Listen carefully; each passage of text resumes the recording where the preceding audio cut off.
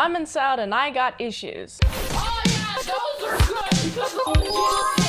Now there's none of that. Today's issue is the Mythicals, issue 1, created and written by H. Wayne Desper, pencils by Thomas Hickes, inks Everson Lero, colors Diego Albuquerque, I've been there, it's a place, and letters by Rick Joseph. That's who created this. How does this compare on the salad scale? S for story, A for art, L for lettering, A for action, D for drama. How does this book hold up? Also, you can use the salad scale too. I got my handy dandy notes like I do every time, so here we go. And before I start, spoilers ahead. We're following this chick, her name is Nancy. She wakes up from a nightmare and she has a very important interview to do. While on the tram, there's this really creepy guy, he's wearing red. He says some weird phrase to her and then doesn't remember talking to her at all, but starts to approach her and then is like, what did I say? What? Huh? Huh?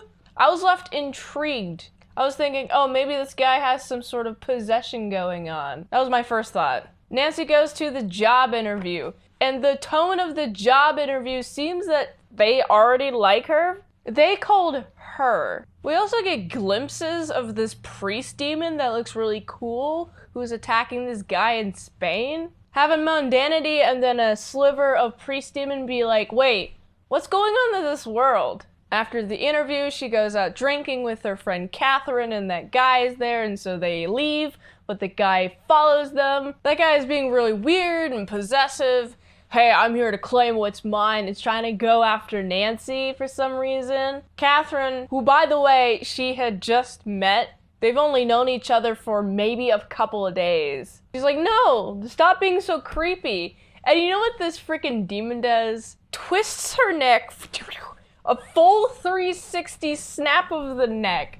I thought it was so visceral seeing that imagery. I was like, oh my goodness. Especially with that sudden neck snapping compared to the slow tension build from before. It was definitely a release of pressure. I knew something was up, but I didn't know what was up until this neck snap.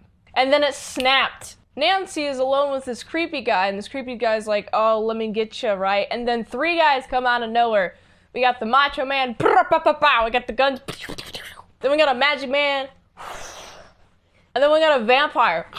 And it's really cool. I like the dynamic. This is a bulk of the action is this scene right here. And then somehow she has these vine powers. She didn't know that she had these vine powers. This is the first introduction of these vine powers. She uses the vine powers to lock the guy down, and then the Magic Man takes the possessed demon man, takes the demon out, and just leaves a husk. It's a cool world. We're seeing possession. Nancy leaves with these agents, and then Catherine is risen from the dead from this shadowy figure, and that's the end of the issue. This is definitely a page turner. I'm very interested in this story. Now it's time for the art. The art style, there's definitely some shading within the art, like solid, dark, black lines, but it's not a ton of those. I also noticed that the coloring represented reality colors within a limited color palette.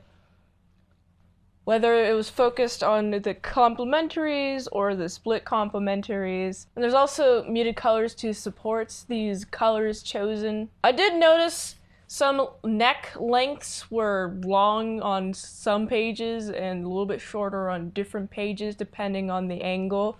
And also depending on the angle, the face angled looked a little bit weird. It looked like it was a different jawline depending on which angle the character was being drawn at. There's also some parts where a character would have, you know, normal shoulder length, and then later on in a different page, maybe next to the page that they had the correct shoulders, their shoulders will be drawn a little bit shorter. And I noticed that throughout the book, just a little bit of anatomy issues, not too distracting.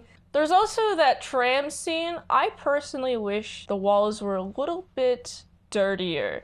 That tram looked really dirty and the walls were way too clean, especially with the cross-hatching and the way that it was shaded. It just felt like it was supposed to be dirty and grimy, but the colors didn't really reflect that. Also more color swatches in the background, more color patches, a little bit variation in the values, would have made that shot a little bit more interesting to me personally. The art is serviceable. The automatopoeia, the lettering, the automatopoeia, I love automatopoeia, I love saying that word. You're gonna hear me say automatopoeia a lot. Big when necessary, small when necessary. The automatopoeia felt like it was definitely panel to panel. No automatopoeia overlapped panels that I noticed in this issue. Also, the text bubbles are really easy to read. Flows pretty well too. The dialogue builds upon itself to flesh out the world. One line of dialogue will provide a lot of detail, and then the next one it's like, oh, more detail. It just keeps me reading. I want to learn more about this world. It's pretty intriguing, especially when there's demons possessing people. That's crazy. The action. Very slow build action. It's mostly focused on the drama until all the drama gets all tensed up, tension, fury, and then it's released with the action, and then you just want to know more. Well, I want to know more. I want to know more about this world after seeing that epic action scene where we got pow, pow, really cool scenes, lots of good motion, dynamic motion, good motion lines. I really enjoyed that. I love the pacing. The pacing is really fun. The slowness in the beginning makes it so that the action at the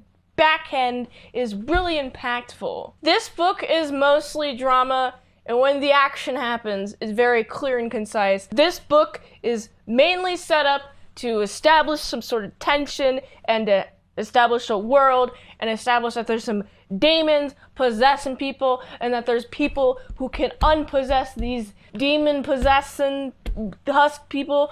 It's all a world, and I like it, and it exists, and I want to see more. And there's tension, especially since Catherine, even though she got killed, she literally was able to resurrect because some demon guy comes and is like, hey, here you go, and it's like some shadowy figure. Who is this man? I don't know. Who's everybody? I just want to read issue 2. So what does this comic book get on this salad scale? S. I really like the story. It has got me hooked. Big hook on my chest with the story. So I gotta give it. It's a solid 4.